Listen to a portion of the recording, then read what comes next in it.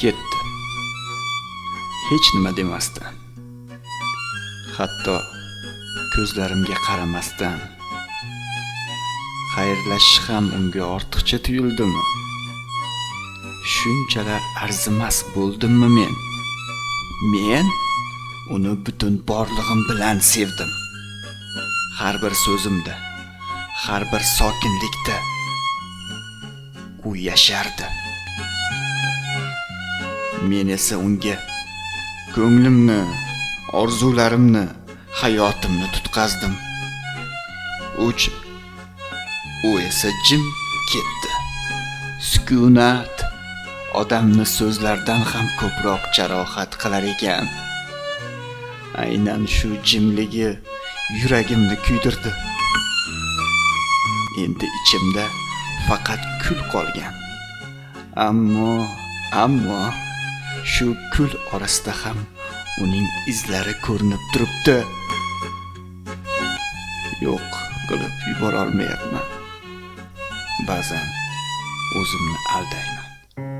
Qaytib keladi. Faqat vaqt kerak deyman. Lekin yuragim haqiqatni biladi. Xayrlashmagan odam qaytishni o'ylamaydi. Balki men haddan ziyod sevganman. Balki sevgim uni qo'rqitib yuborgandir. Balki mening quvonchim uning ozodligini o'g'irlab qo'ygandir.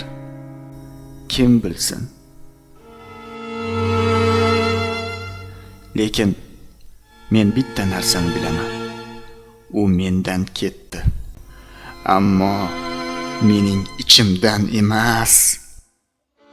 Endi men kimman?